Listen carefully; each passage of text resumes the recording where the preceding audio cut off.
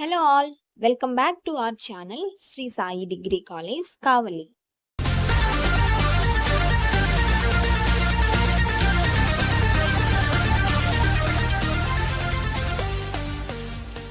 ఈ బ్లాగ్ ఏంటి అంటే మన కాలేజ్లో జరిగే అన్ని క్లాసెస్ ఎలా ఉంటాయో చూపించే ప్రయత్నం చేశాము.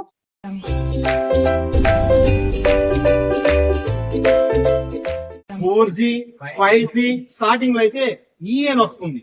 ఓకే, ఈ అనేది ఎప్పుడు వస్తుంది అంటే దట్ మీన్స్ అన్ని మొబైల్స్ కని కాదు, బిఎస్ఎన్ఎల్ నెట్వర్క్ అనుకోండి. ఇప్పటికి కూడా కొన్ని ఏరియాల్లో అయితే ఈ అనే సింబల్ వస్తుంది. ఓకే, సో ఈ అంటే చాలా స్లోగా ఉంటుంది. ఓకే, 3G మొబైల్స్ ఇప్పుడు ఆల్మోస్ట్ అందరి దగ్గర 4G అందరు కవర్ చేశాయి. 5G అనేది కొంతమంది కవర్ చేస్తుంటారు, అవునా? 5G మొబైల్స్ అనేవి 5G ముందు 5G మొబైల్ మనం ఇట్ మీన్స్ 5G నెట్వర్క్ కావాలంటే first of all 5G updated cell supported cell అనేది 5G సపోర్టెడ్ మొబైల్ అనేది మనకు కావాలి. దాంట్లో మీరు 5G నెట్వర్క్ ఏదైనా ఎయిర్టెల్ కానివ్వండి, జియో కానివ్వండి, మీరు ఏ నెట్వర్క్ యూజ్ చేస్తారో ఆ నెట్వర్క్ సంబంధించిన డేటా ప్లాన్ అనేది అప్లై చేస్తుంటాం. సాంబయ్ సార్ యాక్చువల్గా కామర్స్ టీచ్ చేస్తారు, but here general session for the first year BSc students. ఏం చెప్తున్నారో జాగ్రత్తగా తెలుసుకోండి, తెలియకపోతే అవి తెప్పించుకోండి.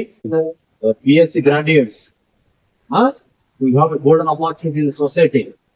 I try to increase your knowledge. Classroom degree of this and discipline and చాలా ఇంపార్టెంట్. అందులో మీరు గ్రాడ్యుయేట్స్ అవ్వకుండా ఉద్యోగాలకి మన జాబ్స్ ఏం చేస్తారు? అవునేదో చదువుకొని మార్కులు తెచ్చుకొని 4 మార్కులు తెచ్చుకొని పాస్ అయ్యి అవును సర్టిఫికేట్ తీసుకుని జాబ్ ఇస్తారా? ఎవరుగా జాబ్ అనేది based on the marks, depending upon your knowledge. నువ్వు ఇంటర్వ్యూకి వెళ్ళినప్పుడు నీ మార్కులు చూడదు, నీకు ఎంత పరిజ్ఞానం ఉంది, ఎంత జ్ఞానం నువ్వు సంపాదిస్తున్నావు, ఎంత నాలెడ్జ్ ఉంది కన్సర్న్ సబ్జెక్ట్ మీద అనేది. కాబట్టి గ్రాడ్యుయేట్స్ మనం ఒకరికి చెప్పే విధంగా ఉండాలి, కానీ మనం ఒకసారి చెప్పించుకోకూడదు. కాబట్టి జాగ్రత్తగా వినండి, మంచి విధంగా జనరల్ మాట్లాడుకోండి, నీకు తెలిసిన విషయాన్ని షేర్ చేసుకోండి, వాళ్ళకి తెలిసిన విషయాన్ని షేర్ చేసుకో. అట్లాగే నాలెడ్జ్ ఇంప్రూవ్ చేసుకునే ప్రయత్నం చేయండి. మీరంతా గ్రాడ్యుయేట్స్ ఇంకో 2 years ఫస్ట్ ఇయర్ అయిపోయింది, సెకండ్ ఇయర్ థర్డ్ ఇయర్ వెళ్ళాం, మీరు జాబ్స్కి వెళ్ళాము. జాబ్స్కి వెళ్ళినప్పుడు ఇవాళ గుడ్ కమ్యూనికేషన్ స్కిల్స్ అలా మాట్లాడి తెలుసుకోండి. సెమినార్స్ భారతదేశానికి స్వతంత్ర రాజ్యంలో దేశంలో సంస్థానాలు ఎక్కువ ఉండే. సంస్థానం అంటే వ్యక్తి ఉంటాడు, ఆ వ్యక్తి కింద కొంత భూమి ఉంటుంది, ఆ వ్యక్తి కింద కొంత కొన్ని గ్రామాలు, ఆ గ్రామాలు కంట్రోల్ చేస్తూ ఉంటాడు వ్యక్తిని. ఆ తర్వాత స్వతంత్రం వచ్చిన తర్వాత అంటే 47 తర్వాత ఆధిపత్యం ముఖ్యంగా ముస్లింలు ఉన్నటువంటి సంస్థానాలు. ఉదాహరణకి హైదరాబాద్, జూనాగఢ్, కాశ్మీర్, ఇవి ముస్లింలు పరిపాలిస్తున్నటువంటి సంస్థానాలు. వీళ్ళు కొంతకాలం తర్వాత భారతదేశంలో మనం ఎందుకు ఉండాలి, మనం వెళ్ళిపోయి పాకిస్తాన్ లో కలిసిపోతాం. పాకిస్తాన్కి మద్దతు ఇచ్చారు, మొత్తం హైదరాబాద్ సంస్థానాలు మొత్తం తీసుకెళ్లిపోయి పాకిస్తాన్ కలిపారు. రక్షణ పడుతున్నటువంటి సమయంలో నాటికి విదేశీ వ్యవహారాల శాఖ మంత్రి ఫారిన్ మినిస్టర్ సర్దార్ వల్లభాయ్ పటేల్ ఇది ప్రమాదం, ఇది ఇన్ని రోజులు మనం వాళ్ళతో కొట్లాడి తెచ్చుకొని 1744 నుంచి వాళ్ళు ఈ దేశాన్ని పరిపాలిస్తున్న సమయంలో 1947 వరకు అంటే రమారమి 3 శతాబ్దాలు కొట్లాడి కొట్లాడి కొట్లాడి ఎంతో మంది ప్రాణాలు, ఎంతో మంది బలి, ప్రాణత్యాగాల వల్ల 1947లో స్వతంత్రం వచ్చింది భారతదేశం. O1. If the price increases, OP to O1. P1 Q means quantity. If the price OP to OP2 increases. If the price is OP to OP నుంచి OP2 డిమాండ్ చేంజ్ ఉందా అంటే price effect quantity of demand లో changes ఏమి దానికి తెలుపుతుంది కాబట్టి 120 okay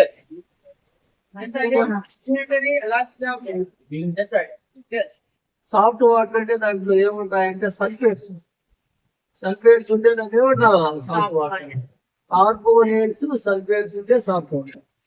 తర్వాత అలాగే క్లోరైడ్స్ అలాగే ఫ్లోరైడ్స్ ఉన్నాయనుకోండి, అప్పుడు మనకి ఏమొస్తుందంటే హార్డ్ వాటర్ వస్తుంది.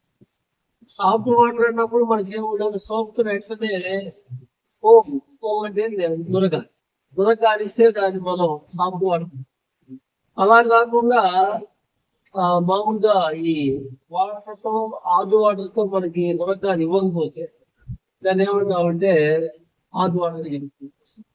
అయితే సోప్ టెస్టింగ్ ద్వారా మనం అది సాఫ్ట్ హార్డ్ అనేది డిసైడ్.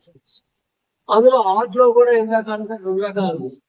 అందులో ఒకదాన్ని మనం ఏమని పిలుస్తామంటే మామూలుగా ఒక పర్మనెంట్ హార్డ్నెస్ అని ఒకటి, టెంపరీ హార్డ్నెస్ అని.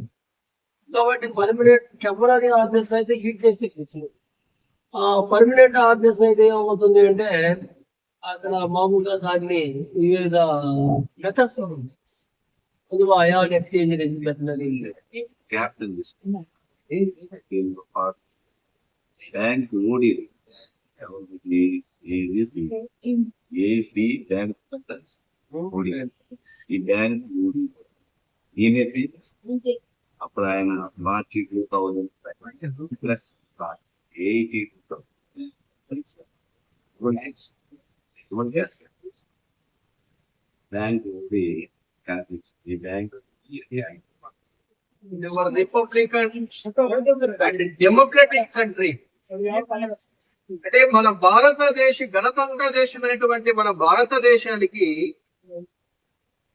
అత్యున్నతమైనటువంటి పదవి,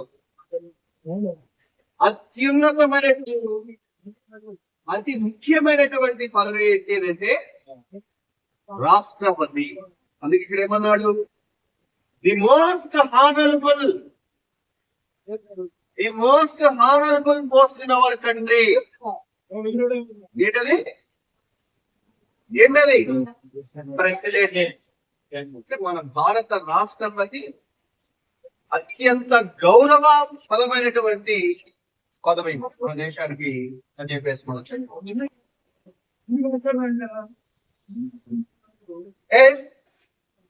the post president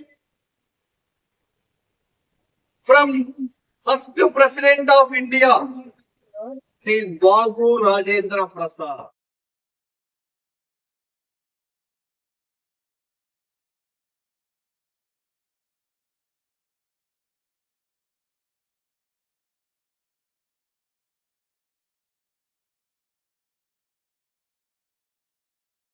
To prove that, F is well defined.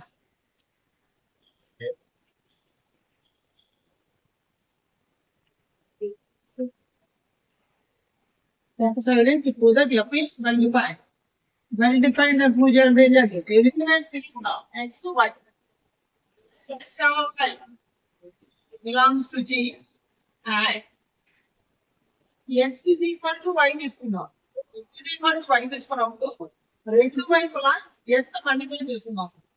Nx equal to Ny.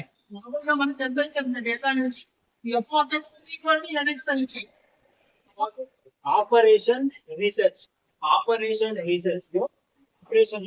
Main applications లో మనకి ట్రాన్స్పోర్టేషన్ ప్రాబ్లం లేదు ఒక అప్లికేషన్. ఇది అప్లికేషన్ లో ఎక్స్ట్రా వర్డ్స్ అనమాట. ఆపరేషన్ రీసెర్చ్ లో మనకు వచ్చేసి main applications LPP linear program problem. Operation research మొత్తం మెయిన్ అప్లికేషన్ అంటే linear programming problem. Linear programming problem లో వచ్చేసి main graphical method,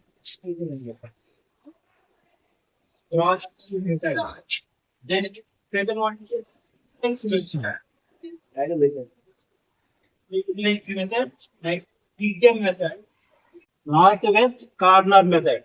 second one వచ్చేసి least cost method. Third one, Vogel's approximation method. IBFS. ఈ three version మనం IBFS initial basic variable method apply చేసి వీటిని simplify చేస్తాం. ఇందులో ఫస్ట్ మెథడ్ వచ్చేసి మనం ఈ రోజు డిస్కస్ చేసే మెథడ్ వచ్చేసి నార్త్ వెస్ట్ కార్నర్ మెథడ్. ఈ నార్త్ వెస్ట్ కార్నర్ మెథడ్ యొక్క రూల్ ఏంటంటే, ఫస్ట్ మనకు వచ్చేసి ఈ ట్రాన్స్పోర్టేషన్ ప్రాబ్లం అంటే ఏంటి, ఒక దగ్గర నుంచి ఇంకో దగ్గర మనం ఏవైనా సరే ఆరిజిన్ టు డెస్టినేషన్ అంటాం. అంటే ఇది మనం ఈ ఆపరేషన్ మెయిన్ ఎక్కడ అప్లై చేస్తాము, బిజినెస్ లో అప్లై చేస్తాం. అంటే ఒక దగ్గర నుంచి మనం ఇంకొక దగ్గర ట్రాన్స్పోర్ట్ ప్రాబ్లం లో ఉంది. మెయిన్ ఆపరేషన్ మనం సింప్లిఫై చేసేది ట్రాన్స్పోర్టేషన్ ప్రాబ్లం అన్న, అంటే ఒక దగ్గర నుంచి ఇంకొక దగ్గరికి మనం ట్రాన్స్పోర్ట్ చేయాలి. So students, this is the CRO. It is used to display the waveforms from the connected circuit. This is the fluorescence wave. You can observe there is a light which is moving from left to right. It is the illumination of the electrons which strike the fluorescence screen. These are the knobs that are used to adjust the voltage, and this is the knob which is used to adjust the frequency or the number of waves per second. So we can connect the circuits to these two channels and we can see the waveforms. Cathode is used in the CRO. Cathode is used in the CRO. What are the charges emitted by the cathode? Electrons. Where does the electrons strike? On the fluorescent screen, right? The microprocessor. It is part of any embedded system. Microprocessor, if there is memory, it is called microprocessor. So this is the keypad of the microprocessor. The screen. Here we can see the 7 segmented display. So this is the reset button. By using the microprocessor, we can perform any kind of operation within seconds, within fraction of seconds. So this is the reset button. To write the program into the microprocessor, first we have to select the next.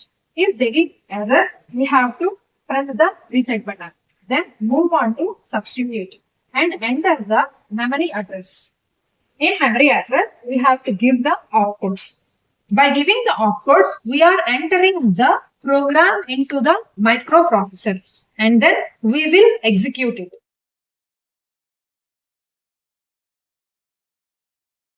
Thoracic reason, chest reason లో heart అనేటువంటిది present అవుతుంది.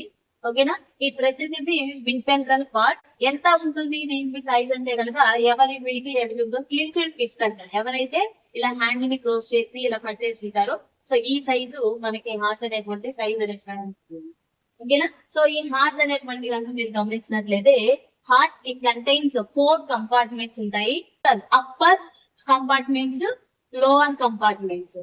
The upper compartments is known as atria. The lower compartments is known as ventricle. So right side ఉంది కాబట్టి దీని ఏమంటారంటే right atria అంటాము, right ventricle అంటాము, left atria, left ventricle. Okay na? So these 2 compartments are receiving compartments. It means it receives the blood, and these ventricles are pumping compartments. అంటే blood ని pump చేస్తాయి. ఎవరు తీసుకెళ్తారు దీనిని? అయోటా అంటారు. So ఇక్కడ మీరు కనుక గమనిస్తే ఇక్కడ అయోటిక్ ఆర్చెస్ అనేవి ఉన్నాయి. సో త్రూ అయోటిక్ ఆర్చెస్ ద్వారా ఎంటైర్ బాడీ పార్ట్స్ కి వెళ్ళారు. ఓకేనా, సో ఇక్కడ మీరు కనుక గమనిస్తే సుపీరియర్ వేనా కవా అండ్ ఇన్ఫీరియర్ వేనా కవా అని మనకి కోడ్స్ ఉన్నాయి.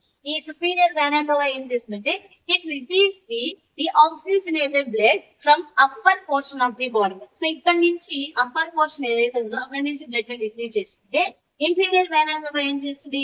It receives the oxygenated blood from lower portion of the body.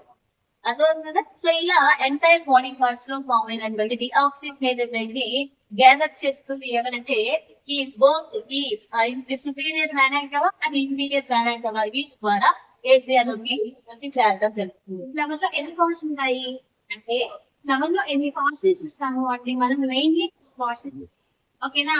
అదే ఏంటి అని చూడండి, ఇక్కడ ఫ్లవర్ మీద కానీ చూస్తే గ్రీన్ కలర్ స్ట్రక్చర్స్ అనేవి ఉంటాయి. వాటిని ఏమంటాము అంటే మనం క్యానిక్స్ అని అంటాము. ఓకేనా, నెక్స్ట్ వన్ వీటిని ఏమంటాము అంటే మనము పెటల్స్. తెలుసు కదా మీకు, రెక్కలు అని చెప్పేసి అంటారు చూడండి. వీటిని ఏమంటాము అంటే మనం పెటల్స్ అని చెప్పేసి అంటాం. ఈ వాటిని ఏమంటాము అంటే థలామస్ అని అంటాము. నెక్స్ట్ వన్ వీటిని ఏమంటాము అంటే స్టేమిన్స్ అని అంటాము. నెక్స్ట్ వన్ దీన్ని ఏమంటాము అంటే కాదు పిస్టిల్ ఆర్ కార్పెల్ అని అంటాం. అదే విధంగా ఫ్లవర్ లో కానీ చూసుకుంటే ఏంటి అంటే మెయిన్లీ 4 పార్ట్స్ అనేవి ఉన్నాయి. అవే ఏంటి అంటే క్యాలిక్స్, తర్వాత పెటల్స్, స్టేమింగ్స్ మరియు పిస్టిల్ ఆఫ్ కార్పీ. ఓకేనా, ఈ స్టేమింగ్ ఏమంటున్నాము అంటే మనం మేల్ రీప్రొడక్టివ్ ఆర్గాన్ అని అంటాం. అదే విధంగా ఈ పిస్టిల్ ఆఫ్ కార్పీ మనం ఏమంటాం అంటే ఫీమేల్ రీప్రొడక్టివ్ ఆర్గాన్ అని చెప్పేసి అని అంటాం. మేల్ రీప్రొడక్టివ్ ఆర్గాన్ అంటే ఫీమేల్ రీప్రొడక్టివ్ ఆర్గాన్ అంటే ఏంటి అంటే ఈ స్టేమిన్ నుంచి కొన్ని ఆర్గాన్స్ అనేవి డెవలప్ అవుతాయి. అవి ఏంటి అంటే పోలన్ గ్రెయిన్స్. నెక్స్ట్ వన్, ఈ పిస్టిల్ ఆఫ్ కార్పీ నుంచి వచ్చేసి ఏంటి అంటే ఎంబ్రియో సాక్ అనే స్ట్రక్చర్, ఓపిల్ లోపల ఉన్న ఎంబ్రియో సాక్ అనే స్ట్రక్చర్ అనేది డెవలప్ అయ్యి మనకి అవి రెండు ఫర్టిలైజేషన్ అనేది జరిగి న్యూ ప్లాంట్ అనేది రావడం మేల్ రీప్రొడక్టివ్ ఆర్గాన్ అని అంటున్నాను. అదే విధంగా ఈ యాంకర్ ఉంది కదా, ఈ యాంకర్ ని సెక్షన్ కటింగ్ చేసి చూస్తే మనకి ఎలా ఉంటుంది అంటే మైక్రోస్కోప్ లో చూస్తే ఇలా ఉంటుంది స్ట్రక్చర్. ఏంటిది స్ట్రక్చర్ ఆఫ్ అనేది ఆలోచించకుండా కొన్ని యాక్షన్ నిర్ణయాలు తీసుకుని ఏంటంటే భారతీయులు ఎలా అయినా మనం ఇంట్లో పెట్టాలి అనే సందర్భంలో కొన్ని సిచ్యువేషన్ ఇండియాలో జరుగుతున్నాయి. ఆ రోజు మన ఇండియన్ గవర్నమెంట్ 1885 ఐఎన్సి ఒకటి క్రియేట్ చేసి ఆ తర్వాత వాళ్ళంతా యూనిటీగా ఉండి వాళ్ళ మీద రెవల్యూషన్ తీసుకొని వచ్చి ఆ తర్వాత ఈ చట్టాన్ని పెంపొందించున్నారు. దాన్ని 1892 కౌన్సిల్ యాక్ట్. 1892 కౌన్సిల్ యాక్ట్ చట్టం వల్ల identify of the Indian citizen identify it is provided to in liberty. It is provided to in liberty. మేము స్వేచ్ఛ ప్రొవైడ్ చేస్తాము. At a time, all are equality of the in this nation. All are equality of the in this nation. అందరినీ ఈ జాతి ప్రజలందరినీ సమానంగా మేము చూస్తూ పోతాము. అందుకని మీకోసమే it is make of the 1892 council act. 1892 council act. 1892 act అనేది ప్రవేశిస్తాం. దీనివల్ల మన బ్రిటిష్ కోర్ట్ ఏర్పాటు చేసిన ఇట్ లెజిస్లేచర్ అంటే శాసన నిర్మాణ సభలో ఇండియన్స్ కి ఫస్ట్ హ్యాండ్ మనకి ఎలిజిబిలిటీ ఇస్తున్నాము. మీరు కూడా మాతో కలిసి పనిచేయండి, మీరు బ్రిటిష్ వాళ్ళతో కలిసి పనిచేయమని చెప్పేసి it's making 1892 council act. E-commerce and buying and selling goods and services over the is one e-commerce. Types వచ్చేసరికి ఎన్ని టైప్స్ ఉన్నాయమ్మా? ఏమేమి?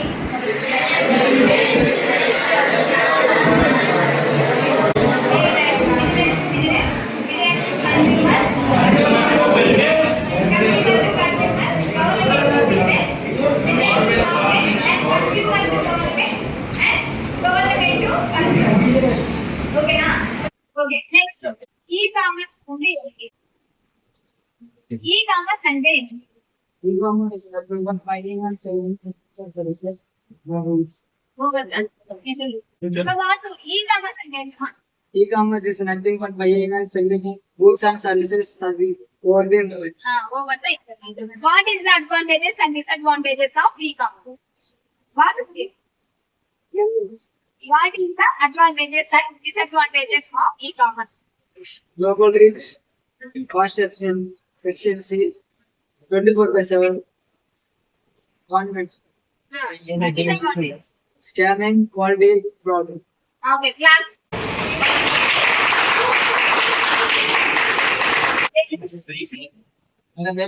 What is e-commerce? E-commerce is nothing but electronic commerce. It is used to buy and sell on goods and services through the help of internet. It is also called as electronic commerce. Very good. Last. Save చేసేటప్పుడు dot HTML తో save చేయండి, లేదంటే రాదు. ఇప్పుడు తీసి ఎవరికి మీ folder లోకి వెళ్ళి ఈ ఫైల్ ఓపెన్ చేయండి. సో మన పీఈటీ సార్ ఎక్కడుంటే అక్కడ విన్నింగ్ కప్స్ ఉంటాయి అని చెప్పాం కదా, సో ఆ కప్స్ ఇవి అన్నమాట.